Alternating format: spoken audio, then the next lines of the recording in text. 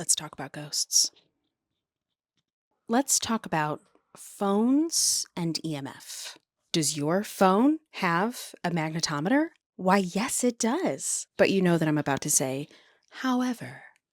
My name is Lauren Hellickson, or Lauren Hantz, and I am your spicy brained witch friend with a knack for comprehension and a love of all spooky science related things. And I want to help you understand the concepts in physics that tend to run amok in the paranormal. And I mainly want to talk about this post here that was sent to me recently. And while there are some things that may be on the factual side, like phones having a magnetometer and being able to detect magnetic fields, the logic starts to tip over to the fallacy side when it's compared to the capabilities of a K2 meter. Why is that?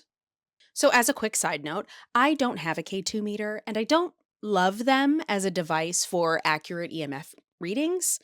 To me, it's more of an entertainment piece. So I'm going to be comparing the mechanics of a cell phone's magnetometer to an electromagnetic radiation tester, specifically the RT100 from Eric Hill, not sponsored. So it seems that this post is insinuating that you can use your cell phone, likely in the form of an app that this person has either built or is selling, in place of an EMF meter when you're exploring the unknown. One of the paranormal's most prominent theories is that sources of supernatural phenomena can be identified by otherwise unexplainable levels of EMF within a controlled area. EMF, of course, meaning electromagnetic field, but is otherwise referring to electromagnetic radiation. And if you know me, you know that this is one of my favorite subjects to talk about. Electromagnetic radiation, we'll revert back to the acronym EMF, is comprised of two things: magnetic fields and electric fields. This is a very important distinction because of the data we're trying to collect and why. Now, on their own, these two things can exist independently from one another, and they can exist in a stationary state, something that EMF cannot do as it's constantly oscillating. An electrical field is the field around a charged particle, whether it has been negative or positively charged, that exerts a force, like repelling or attracting, of the other particles that are close to it or within its field. A really good example of this is another favorite of mine: static electricity. So this Van de Graaff generator is negatively charging particles by creating an imbalance of electrons using a rubber belt and a metal brush. So those negatively charged particles are collected in the dome on top, and the force that they're exerting the surrounding particles is a repelling force. You can see this by its discharge.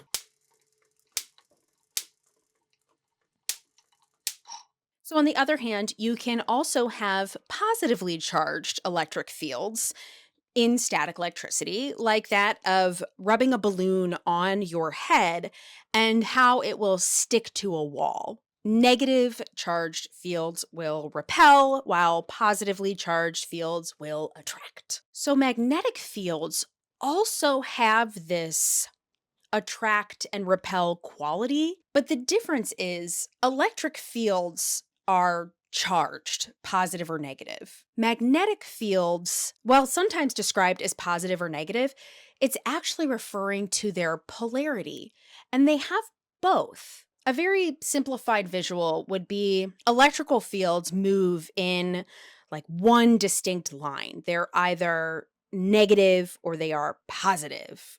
They are repelling or they are attracting. While magnetic fields circulate dependent upon where their polarity is positioned. Put this here. Like taking two magnets.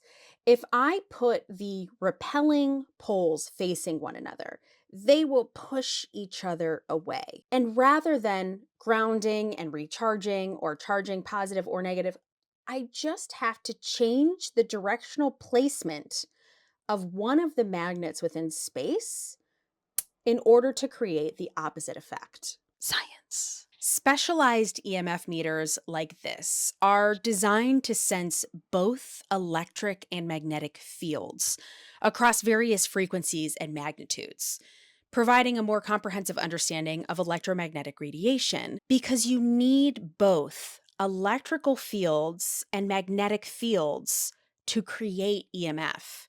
They have to be oscillating and moving together. A cell phone's magnetometer primarily detects the magnetic field. That's because it's designed to function as a digital compass.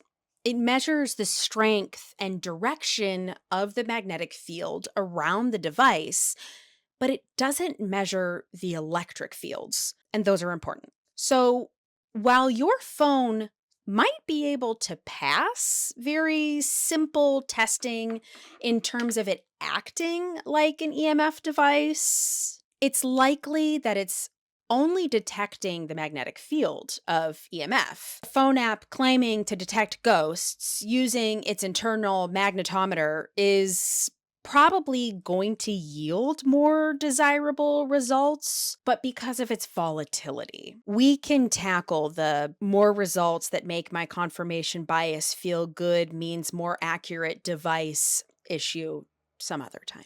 It's like looking for the sun by only looking for light. This isn't the sun. So there are always going to be apps available that utilize a phone's sensors to give a general idea of magnetic fields. These results aren't scientifically reliable and often lack the necessary context for practical EMF assessment. Not to mention, cell phones can be influenced by other electronics, by Wi-Fi signals, by the streams of data constantly going through your phone because that is what they're made for.